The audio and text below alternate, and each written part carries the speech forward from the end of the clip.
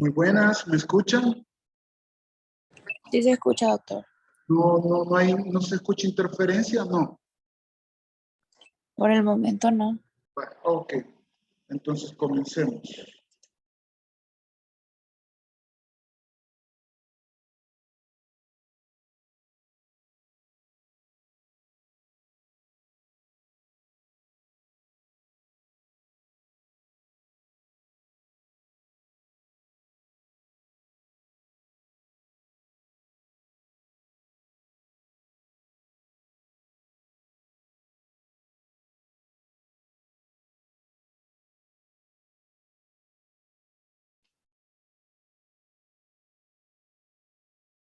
Muy buenas, que tengan un feliz día. Ahora vamos a ver el tema de desarrollo sanguíneo, lo que sería desarrollo de vasos sanguíneos, sistema arterial y venoso.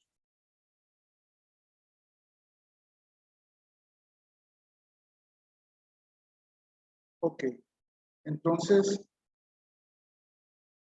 ustedes ocupan su libro de texto, pueden ocupar su libro de texto para desarrollar esta clase, la embriología clínica de Kate L. Moore, 9ª edición, o cualquier otra embriología que ustedes tengan a la mano, la pueden ocupar. Veamos.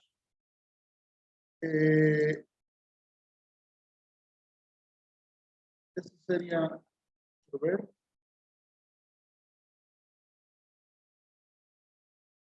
Bueno, vamos a ver por decirlo así, los objetivos de la clase. 1, establecer la formación de los islotes sanguíneos, reconocer los vasos arteriales intra y extraembrionarios. 3, indicar el trayecto y transformaciones de las aortas dorsales, el origen y destino, identificar los arcos aórticos y explicar sus transformaciones y mencionar los vasos arteriales derivados de las arterias intersegmentarias. Los siguientes son 6, mencionar los arcos faringeos y su relación con los arcos aórticos. 7, mencionar los defectos del sistema arterial que se presentan con más frecuencia. 8, reconocer los 3 pares de venas que presenta el embrión a la 4ª semana de desarrollo. 9, describir el sistema venoso cardinal indicando sus modificaciones estructurales. Y 10, explicar la circulación fetal y los cambios que se operan al momento del nacimiento. Esos serían los objetivos que veríamos en esta clase. Ahora, tengo una pregunta. No sé si ustedes se recuerdan cuando vieron las 3 capas germinales o las 3 capas que vieron en embriología, o sea, cuando iniciamos embriología, ¿cuáles fueron las 3 capas? Ustedes se recuerdan: ectodermo, mesodermo, endodermo. Entonces la pregunta es, ¿de dónde se originan los vasos sanguíneos o el sistema vascular embrionario? ¿De qué capa embrionaria le da origen? ¿Alguien me podría ayudar? Solamente uno. ¿Me escuchan? En el mesodermo. Del mesodermo, correcto. De la capa germinativa mesodérmica. Entonces vamos a ver que estos vasos sanguíneos, ya sea arterias o venas, se desarrollan por 2 vías. Entonces, antes de comenzar debemos de tener en cuenta que los hematocitos, que son células sanguíneas, y los vasos sanguíneos se originan del mesodermo. Entonces, vamos a ver que a partir de estas células sanguíneas se van a formar por 2 mecanismos estos vasos sanguíneos. ¿Y cuáles son esos 2 mecanismos? La vasculogénesis, o también conocido como vasculogenia, la angiogénesis, o también conocido como angiogenia. Por estos 2 mecanismos se forman los vasos sanguíneos. Veamos cada uno de ellos. ¿En qué consiste la vasculogénesis? Es la formación de nuevos conductos vasculares por el ensamblado de precursores celulares aislados llamados angioblastos. En pocas palabras, a partir de una célula que va a ser, por decirlo así, la primera célula, la que origina todo esto, que serían los angioblastos, a partir de ella se irán formando los conductos vasculares. Y la angiogénesis es la formación de nuevos conductos vasculares, ya sea por un proceso llamado germinación o ramificación de un vaso ya preexistente. O sea, que dicho en otras palabras, la angiogénesis se van a formar vasos sanguíneos a partir de vasos ya existentes por la germinación o la ramificación. Entonces, esos son los dos procesos o los dos mecanismos en los cuales ustedes van a ver que se están formando estos vasos sanguíneos.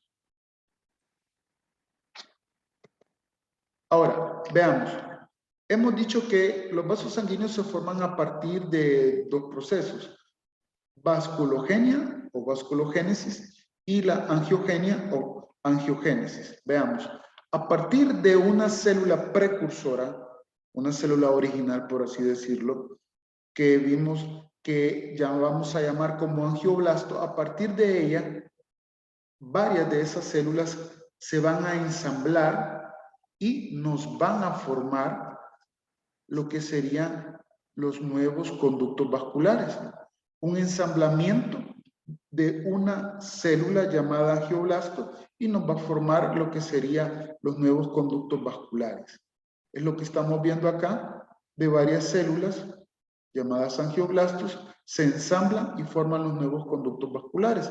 Ahora, acá tenemos lo que sería la angiogénesis o angiogenia, que a partir de un vaso ya existente, de un vaso preexistente, se va a dar la ramificación, se va a dar ramificaciones o germinación de ese vaso. Y entonces se comienzan a formar nuevos conductos vasculares. Entonces, estos son los dos procesos por los cuales estamos viendo se forman los vasos sanguíneos, por la vasculogénesis o la angiogénesis. Y es lo que estamos viendo acá. Entonces, ¿en qué consiste todo este proceso? Ahí más o menos por la tercera semana de desarrollo embrionario, ahí por la tercera semana, el inicio de esta,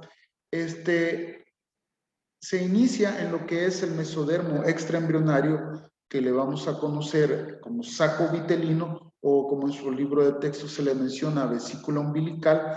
A partir de ese mesodermo extraembrionario del saco vitelino, del tallo de conexión o lo que va a ser en un futuro el cordón umbilical y el corión, a partir de esas tres estructuras, saco vitelino, tallo de conexión y el corión, se va a dar la vasculogenia y la angiogenia.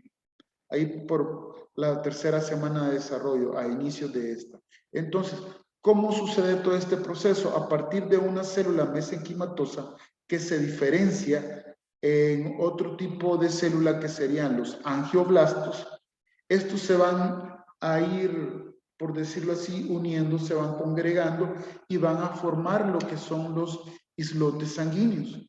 Acá tenemos una congregación de esos angioblastos o esas células sanguíneas y nos forman lo que son los islotes sanguíneos.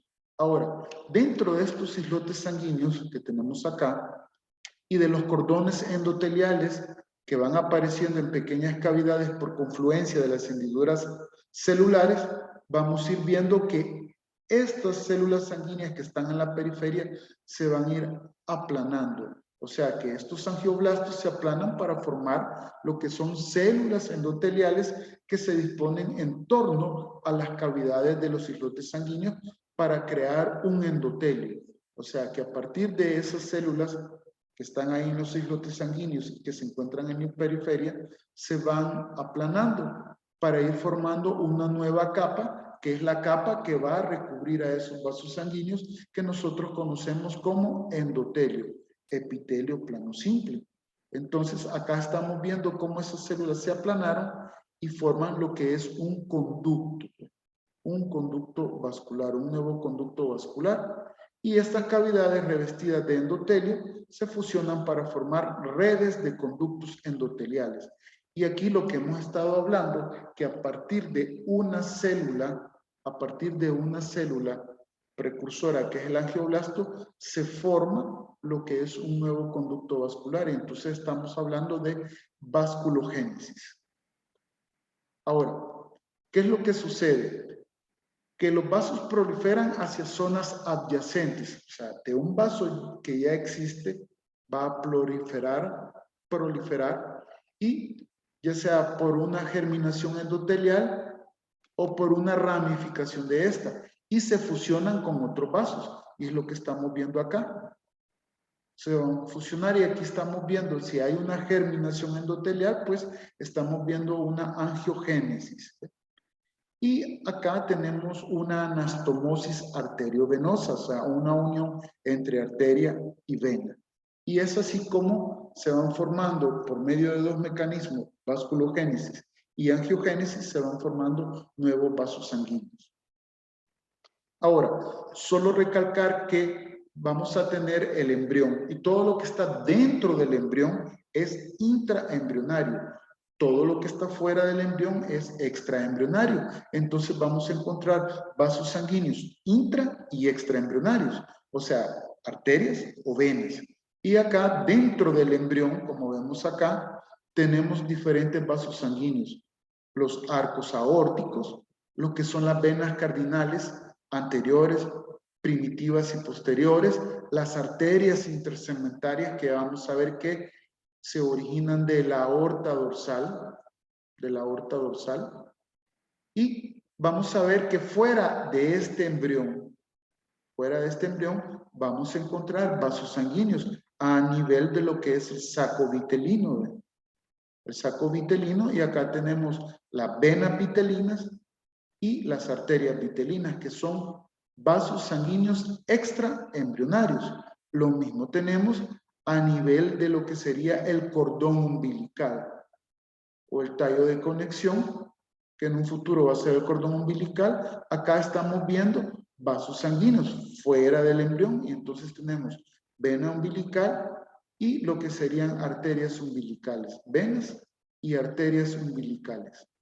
Entonces, todo lo que está dentro es intraembrionario y todo lo que está fuera es extraembrionario. Y ahí vamos a encontrar vasos tanto dentro del embrión como fuera del embrión. ¿Alguna pregunta hasta ahorita? No hay preguntas. Ok.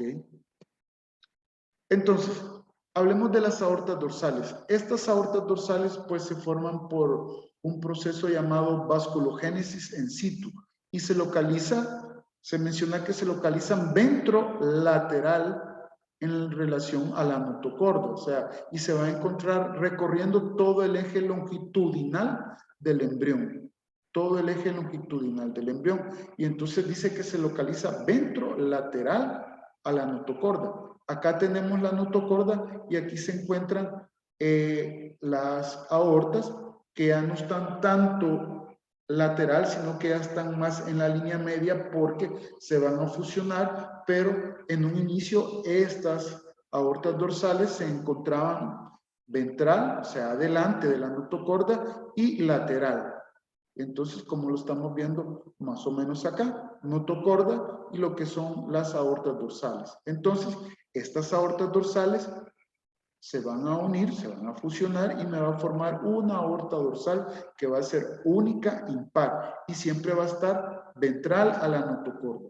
Entonces, a partir de estas aortas dorsales, ya en el patrón vascular de una persona adulta, vamos a ir viendo que se forman ciertas arterias, porque ahorita estamos viendo vasos sanguíneos, específicamente arterias, y vamos a ver cuáles son estas. Las arterias intersegmentarias, arterias vitelinas y arterias umbilicales. A partir de las aortas dorsales se forman estas ramas y vamos a ver que estas ramas nos dan vasos sanguíneos del patrón vascular de un adulto.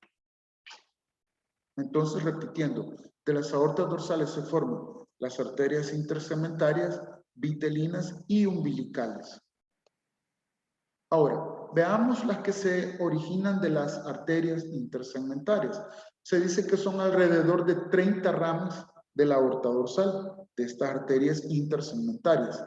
A nivel del cuello vamos a tener las arterias vertebrales, una a cada lado, una al lado izquierdo y otra al lado derecho. A nivel del tórax vamos a tener las arterias intercostales. A nivel del abdomen tenemos las arterias lumbares y podemos decir que de estas arterias lumbares, el quinto par de estas arterias nos van a formar las arterias ilíacas primitivas, que son ya las que vemos en un patrón vascular del adulto. Veamos, también a nivel sacro se van a formar las arterias sacrales laterales. Y en el extremo caudal de esa aorta dorsal nos va a formar la arteria sacra media. Todas estas arterias que acabo de mencionar, arterias vertebrales, intercostales, lumbares, ilíacas primitivas, sacrales laterales y sacra media, pues las encontramos ya en el patrón vascular de una persona adulta. Entonces, a partir de estas arterias intersegmentarias se formaron todas estas ramas o todos estos vasos. Entonces tenemos que ver lo que son los arcos aórticos. Son vasos sanguíneos y son arteriales. Entonces, veamos que tenemos de estos arcos aórticos, tenemos a la aorta dorsal y a la aorta ventral. Vaya, para que tengamos una idea de dónde viene esta aorta ventral, viene del tronco arterioso, que se forma el saco aórtico y de ahí se forma la aorta ventral. Y tenemos la aorta dorsal, que ya la mencionamos, que se encuentra ventral a lo que es la notocorda y me van a formar 12 vasos o, si ustedes lo quieren llamar, 6 pares de vasos sanguíneos que les vamos a llamar arcos aórticos. 12 vasos o 6 pares de vasos arteriales llamados arcos aórticos. Ahora, estos arcos aórticos van a llegar a irrigar a lo que es el aparato branquiomérico, o dicho de otra manera, arcos faringios o arcos branquiales, que son los que le dan origen a lo que es cuello y cabeza. Y llegan a irrigar al mesénquima de estos arcos faringios y branquiales. Entonces, ¿qué es lo que sucede? Es hacer de puente entre la aorta ventral, que viene del saco aórtico, y las aortas dorsales para formar 6 pares de vasos sanguíneos que van a irrigar el mesénquima de los arcos faringios. Entonces, sigamos viendo en qué consisten estos arcos aórticos. Bueno, cuando se forman los arcos faringios,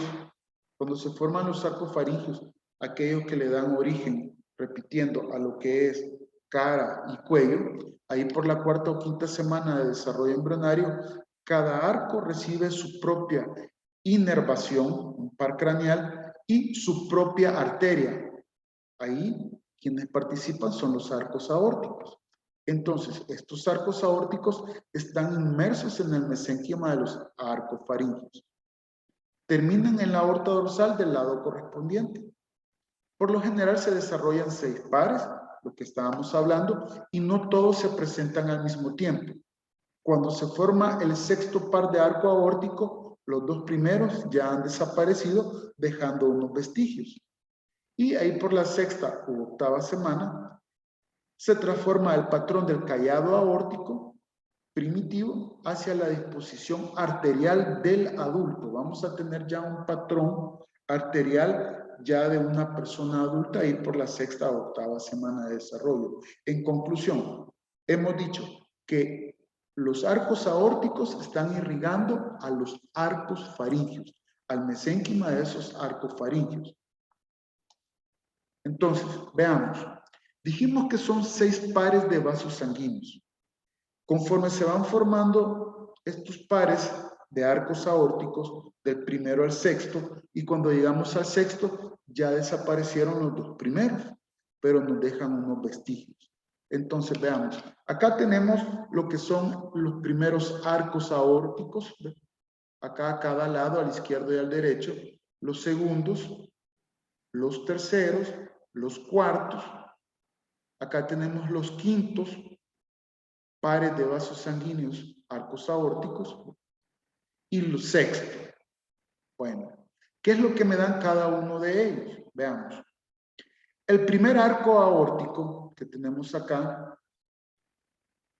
y como ustedes ven, desapareció y nos va a dejar un vestigio. ¿Cuál es ese vestigio que nos va a dejar ese primer arco? Nos va a dejar las arterias maxilares. Y ya lo vamos a ver en otras diapositivas. Nos deja las arterias maxilares. El primer arco. El segundo también desaparece.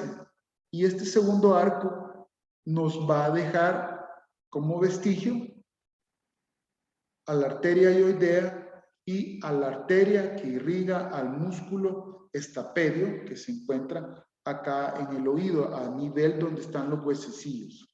Entonces tenemos que el primer arco nos deja la arteria maxilar, el segundo arco nos deja a la arteria ioidea y nos deja a la arteria que irriga al estapedio.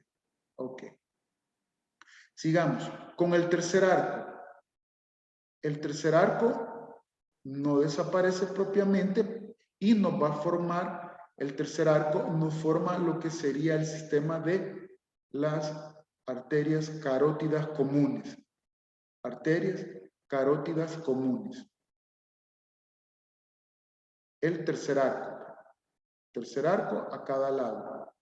El cuarto arco, tanto a nivel derecho como en el izquierdo, me van a formar también dos vasos sanguíneos. Veamos cuáles son.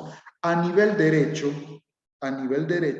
este cuarto arco aórtico me va a dar origen a lo que es la arteria subclavia derecha. Arteria subclavia derecha.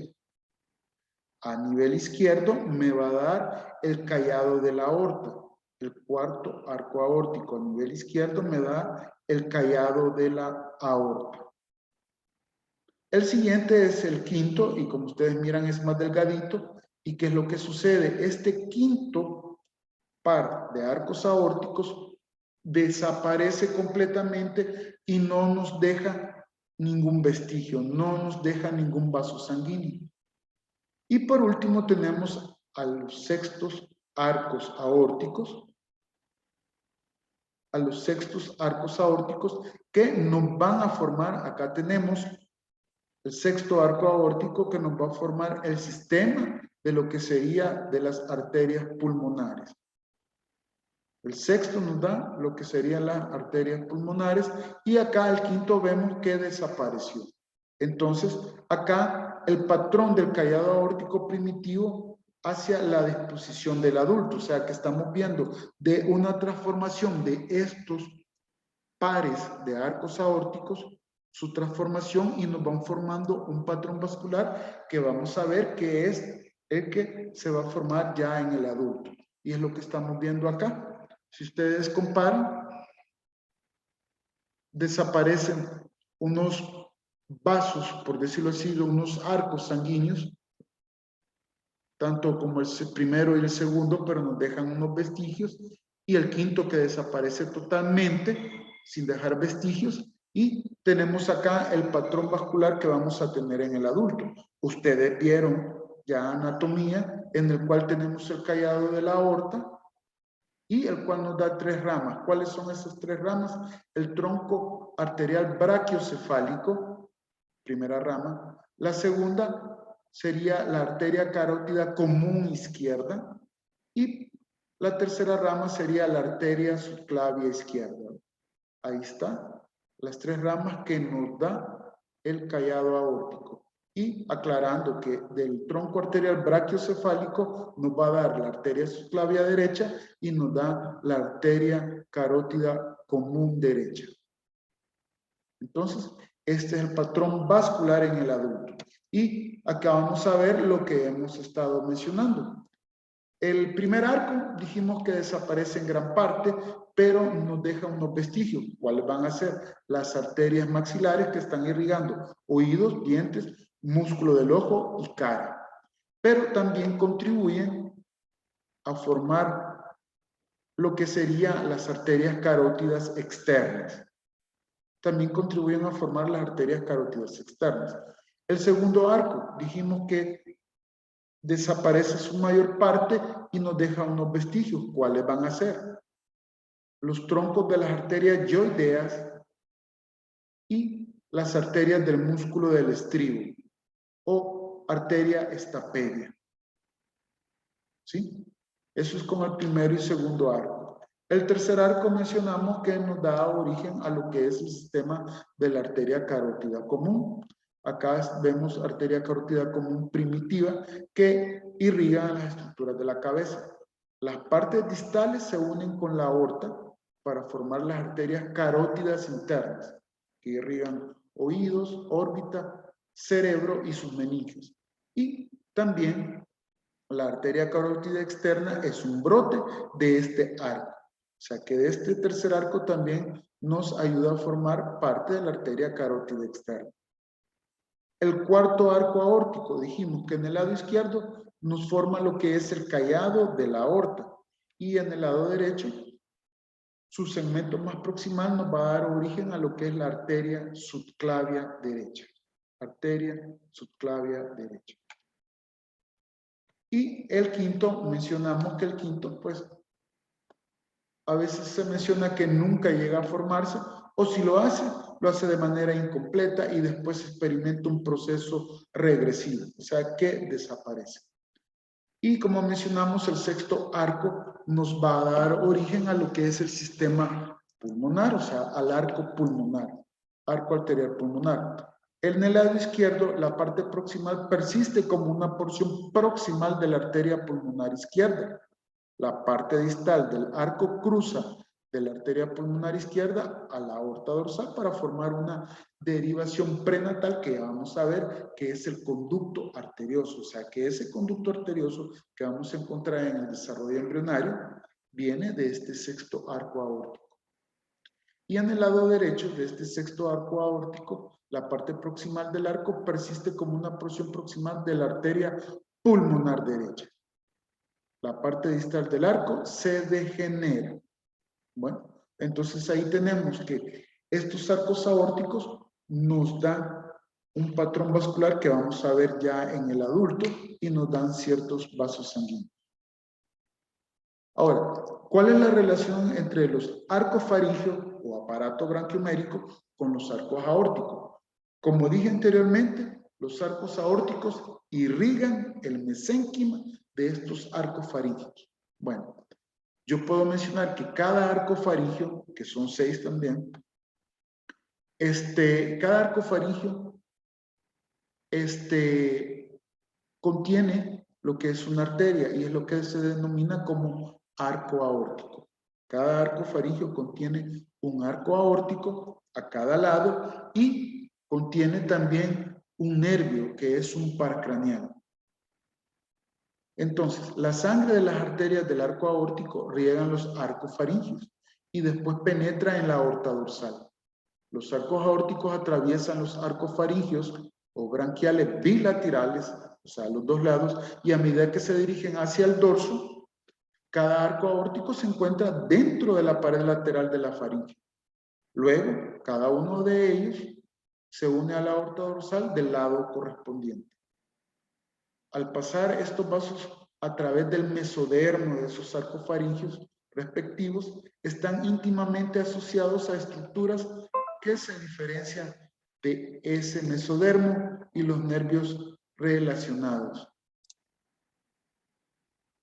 Ahora, los arcos aórticos aparecen y desaparecen o se modifican conforme al gradiente cráneo-caudal del crecimiento. Todos los arcos aórticos han aparecido al final de la 4ª semana. Aunque los primeros 2 ya han desaparecido en ese momento, la modificación y la transformación de aquellos que persisten finalizan en 2 semanas subsiguientes, dándonos el patrón vascular que conocemos en el adulto. Entonces, la relación entre los arcos faríngeos o aparato branquiomérico con los arcos aórticos es nada más que estos arcos aórticos están irrigando al mesénquima de su arco correspondiente. Ejemplo, el primer arco aórtico está irrigando al primer arco faríngeo. El segundo arco aórtico está irrigando al segundo arco faríngeo y así sucesivamente, aclarando que el quinto arco aórtico desaparece, lo mismo que sucede con los arcos faríngeos. Ahora, aquí tenemos una imagen en el cual estamos viendo que está el aparato branquiomérico, o los arcos faríngeos. Se le llama branquiomérico porque se decía que asemeja a las branquias de un pescado. Entonces, acá están los arcos faríngeos y acá están también en otro corte en el cual a cada lado, izquierdo y derecho, vamos a encontrar en cada arco lo que sería un nervio, una arteria, o sea, un arco aórtico, y de estas estructuras se derivan músculos y cartílagos. Y es lo que estamos viendo en cada arco faríngeo, en el cual encontramos por decirlo así, un arco aórtico, que serían 2 pares para cada arco. Acá está, derecho e izquierdo. Y entonces esa es la relación que se mira entre estos arcos faríngeos y los arcos aórticos. ¿Alguna pregunta hasta ahorita? ¿O ya se durmieron? ¿No? Ok, sigamos.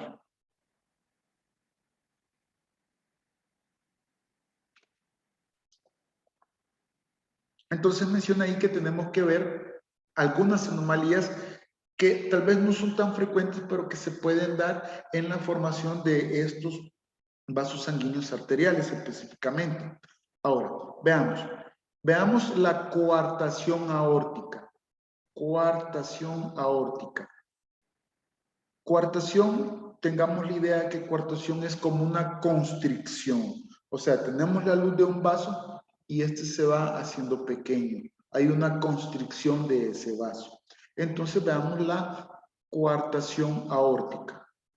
Se dice que se da en 3.2 de cada 10.000 nacimientos. O sea, de 10.000 nacidos, en 3.2 niños se puede dar esta patología. La luz de la aorta es significativamente más estrecha por debajo del origen de la arteria subclavia izquierda. Entonces, nos está diciendo que el calibre de ese vaso sanguíneo va a ir disminuyendo y entonces va a haber una constricción. La constricción aórtica puede ser de diversa longitud, o sea, puede ser algo larga o corta, pequeña. La mayoría son distales al origen de la arteria subclavia izquierda, en la entrada del conducto arterioso.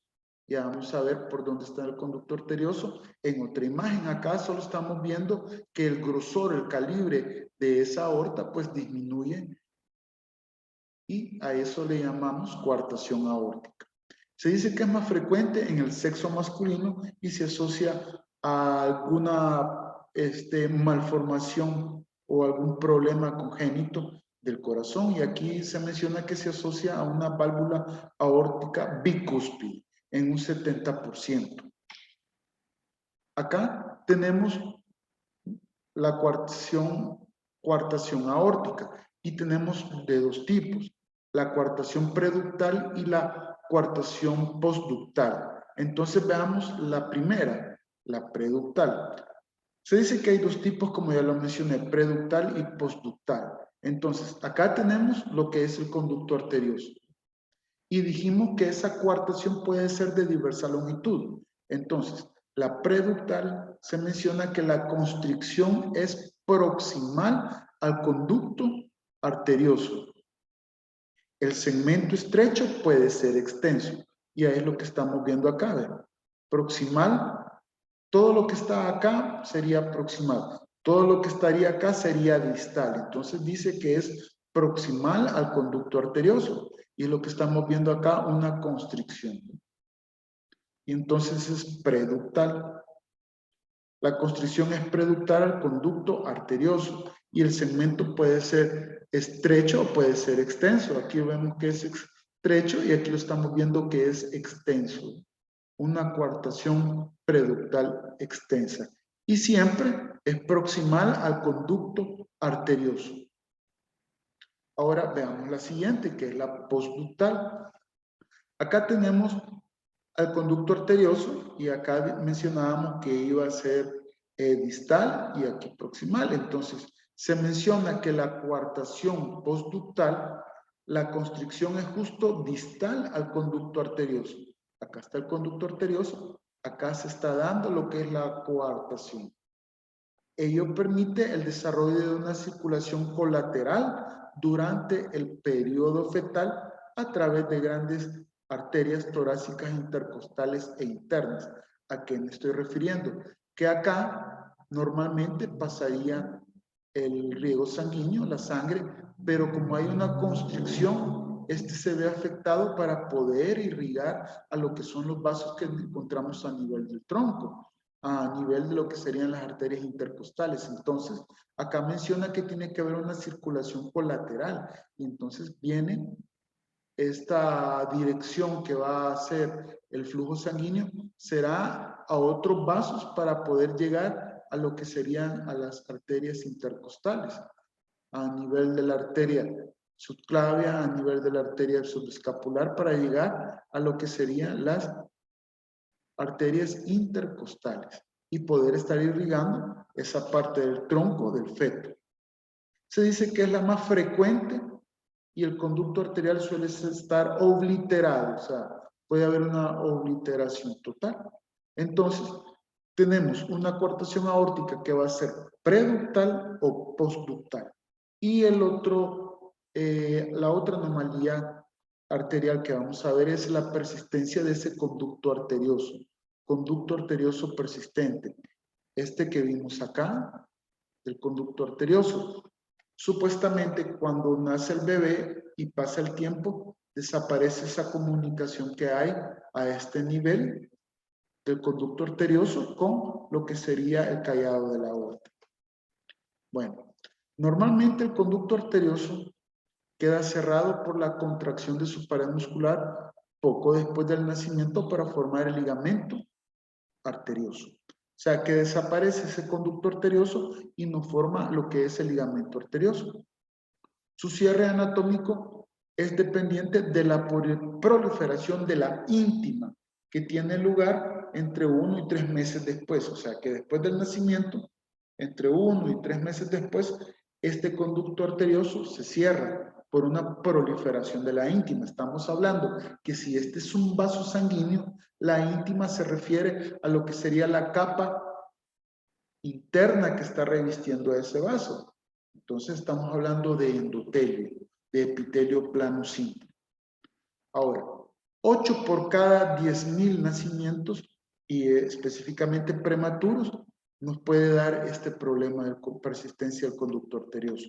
Los defectos que provocan, que puede provocar esta persistencia de este conducto arterioso es entre la presión aórtica y pulmonar que puede llevar al aumento del flujo sanguíneo por el conducto, lo cual impide su cierre normal. Al haber una gran presión a ese nivel del conducto arterioso, va a impedir la proliferación de la íntima. Por lo tanto, no se va a poder cerrar ese conducto arterioso. O sea que los defectos al persistir este conducto es por la presión aórtica y pulmonar que está elevada, que no permite que se cierre ese conducto. Ahora es lo que estamos viendo acá. Acá normalmente en el desarrollo del embrionario estamos viendo la aorta, acá estamos viendo la arteria pulmonar y de aquí sale el conducto arterioso a la aorta. Hay una comunicación. Pero ¿qué sucede? Después de ese que nace el niño, unos 3 meses, se tiene que cerrar ese conducto arterioso formándonos el ligamento arterioso. Entonces, acá esto se cierra y desaparece. Y acá estamos viendo una circulación normal en la cual viene la sangre por la arteria pulmonar, viene la sangre por el callado aórtico. Y acá estaba el conducto arterioso que desapareció. Pero ¿qué es lo que sucede? Al persistir, pues, viene la sangre de lo que es la arteria pulmonar y se va por el conducto arterioso. Lo mismo sucede con el callado aórtico, que en lugar de seguir hacia abajo ese flujo sanguíneo, pues se mete también por lo que es el conducto arterioso. Y entonces esto nos puede llevar a cierta sintomatología que se mira en los niños, como por ejemplo cuando están las mamás dando de mamar al niño, se ponen azulitos, o sea, y es lo que uno lo llama como cianótico, un niño cianótico, porque está mamando la leche, o sea, de la chicha de la mamá, entonces, además de ponerse azulito, también se cansa muy seguido, entonces todo eso le da una idea de que puede haber alguna anomalía vascular en el embrión y el médico, pues el médico, manda una referencia para que lo mire un especialista, pero para que ustedes tengan una idea. Ok, ¿alguna pregunta hasta ahorita de lo que hemos visto de los vasos sanguíneos arteriales? Porque vamos a ver ahorita los vasos sanguíneos venosos. ¿No hay ninguna pregunta? ¿No? ¿Pero no se han dormido? No, doctor, todo bien. Ok, entonces que yo dije, o están almorzando, que tienen derecho, no hay problema, o están dormidos, dije. Pero bien, sigamos. Ahora, tenemos que ver el sistema venoso. Ahí por la 4ª semana de desarrollo embrionario se dice que el corazón tubular, o sea, un tubo, o sea, ese corazón cuando se está formando es un tubo, el corazón tubular drena 3 pares de venas. ¿Cuáles son esas 3 pares de venas? Son las vitelinas, las umbilicales y las cardinales primitivas.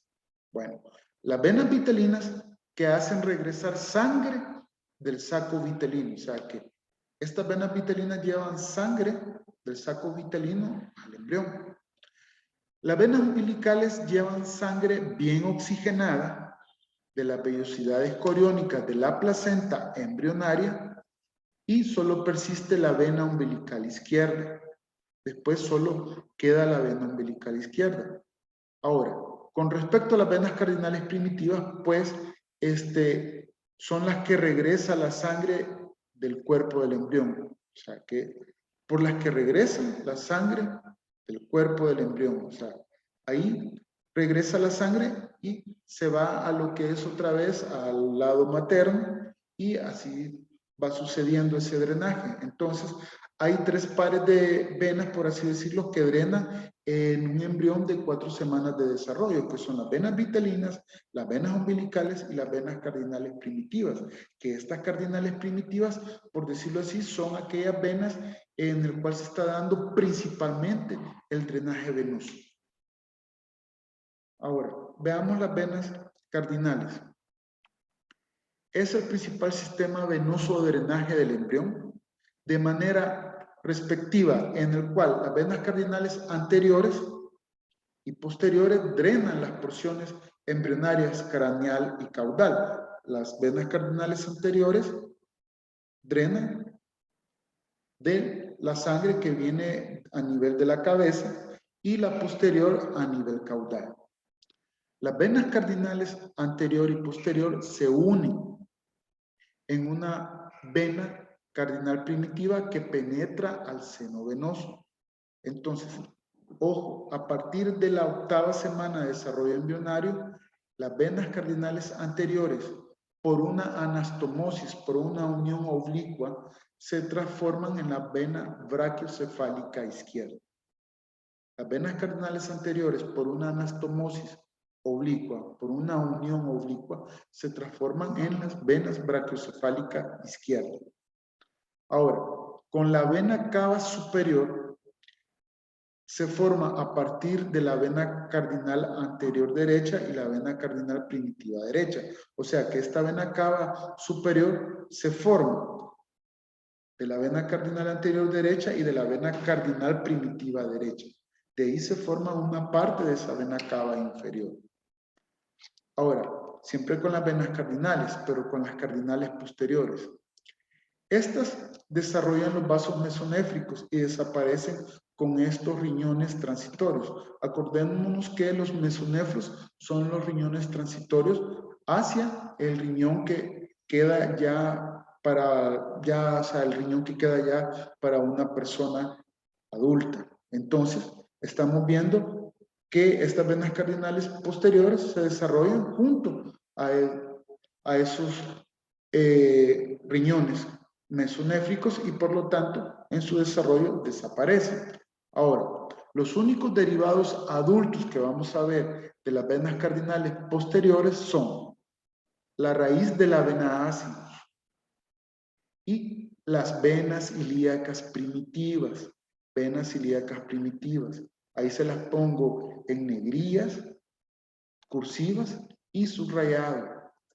Ahora, las venas subcardinales forman lo que es el tronco de la vena renal izquierda, forman las venas suprarrenales o adrenales, las venas gonadales, ya sean testiculares u ováricas, y un segmento de la vena cava inferior. Entonces, las subcardinales no forman el tronco de la vena renal izquierda, las venas suprarrenales, las venas gonadales y un segmento de la vena cava inferior. A partir de todo ese sistema de venas cardinales. Ahora, vamos a ver que cuando el embrión está desarrollando, pues hay una circulación fetal, por así decirlo. Entonces, esta se caracteriza por la presencia de 3 cortocircuitos. Por la presencia de 3 cortocircuitos fetales. ¿A qué me refiero con cortocircuitos fetales? O sea que hay ciertos puntos en el cual esa circulación que hay a nivel del embrión, llegado el momento del nacimiento, va a desaparecer. Entonces, al desaparecer, se forman esos cortocircuitos fetales. ¿Cuáles son esos?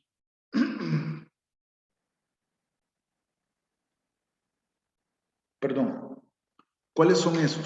Bueno, los 3 cortocircuitos fetales que vamos a ver en la circulación fetal del embrión son el conducto arterioso. El conducto arterioso que está comunicando a la arteria pulmonar con la arteria aorta. Cuando nace el niño, desaparece. El foramen oval, que comunica la aurícula derecha con la aurícula izquierda, o sea, atrio derecho con el atrio izquierdo están comunicados por un foramen, que es el foramen oval. Cuando nace el niño, poco a poco, ese foramen que tiene comunicación entre ambos atrios se va cerrando y desaparece esa circulación que había de atrio a atrio. Y por último tenemos el conducto venoso que está comunicando a la vena umbilical con la vena cava inferior, que también ese conducto venoso desaparece. Por eso le llamamos cortocircuitos fetales, que solo están en el momento de la circulación fetal, en el momento del embrión, pero cuando nacen, estos desaparecen. Veamos. Acá es lo que estábamos hablando. Acá tenemos el del conducto arterioso, ¿no? En el prenatal, o sea, en la circulación prenatal antes del nacimiento, encontramos ese conducto arterioso que comunica a lo que sería la arteria pulmonar con la callado de la aorta, por así mencionarlo. Entonces, después ese desaparece y queda como el ligamento arterioso. Primer cortocircuito. El siguiente que estábamos hablando es a nivel de los atrios. Atrio izquierdo, atrio derecho, que hay una comunicación por medio de un foramen, que es el foramen oval. Ahí hay una circulación sanguínea. Pero después del nacimiento, este foramen se cierra y desaparece. Entonces, acá como vemos, hay todavía una comunicación porque es a nivel prenatal y acá ¿ve? Todo esto desaparece. Ya no hay una comunicación directa como la que estaba acá. Y por último tenemos lo del conducto venoso. El conducto venoso que está comunicando la vena cava inferior con la vena umbilical. Acá este conducto venoso comunica estos dos vasos, pero después del nacimiento, acá la vena cava inferior y lo que era la vena umbilical, pues desaparece esa comunicación. Entonces ahí se está dando el tercer cortocircuito. Ahora, la circulación neonatal en los primeros días del nacimiento, en los primeros 28 días del nacimiento, por así mencionarlo. Durante el nacimiento y en las primeras horas ocurren cambios importantes que pasamos a detallar. Ahí vamos a mencionar los cortocircuitos que mencionamos anteriormente y tenemos el cierre de la circulación umbilical placentaria, o sea, aquella comunicación que había de la placenta al embrión desaparece, o sea, aquella comunicación que había entre la mamá y el embrión desaparece. Entonces se cierra la circulación umbilical placentaria. También hay un cierre e inversión de los flujos sanguíneos por los circuitos fetales, los cortocircuitos que estábamos mencionando anteriormente, el cierre del foramen oval, el cierre del conducto arterioso y el cierre del conducto venoso. Eso sucede en el momento del nacimiento, o sea, en los primeros días del nacimiento, los primeros 28 días. Y también vamos a ver que al darse todos estos cambios del cierre de la circulación umbilical placentaria, del cierre e inversión de los flujos sanguíneos por los cortocircuitos fetales, se va a dar un aumento de la circulación pulmonar. Entonces, esos son, por decirlo así, los tres cambios importantes que suceden después del nacimiento. ¿Alguna pregunta? Y esto es con respecto siempre a la circulación venosa. ¿Alguna pregunta? Les he subido 2 videos para que los vean, o sea, y les ayude al entendimiento del tema, y ya les subí la presentación en PDF a su campus virtual. Entonces, ¿alguna pregunta? ¿Preguntas? ¿No hay preguntas? ¿No? Oh, perdón, aquí me dice, ¿podría subir la grabación? Vamos a hacer lo posible, no sé, yo creo que no se grabó, pero vamos a ver, si se grabó, se lo subo. Además de lo que sería la presentación de PDF, que es lo que hemos estado hablando en la clase, y que es, o sea, lo que ustedes supuestamente han estado poniendo atención. Preguntas. Ya no hay preguntas, estimados alumnos. Creo que no, doctor. Bueno, entonces que tengan una feliz tarde, feliz provecho para aquellos que van a almorzar o están almorzando. Y cualquier cosa, o cualquier pregunta que surja, ahí está el foro. Ahí me pueden escribir. Ok. Muchas gracias. Pasen feliz tarde. Gracias. Muchas gracias, doctor. Muchas Gracias. gracias.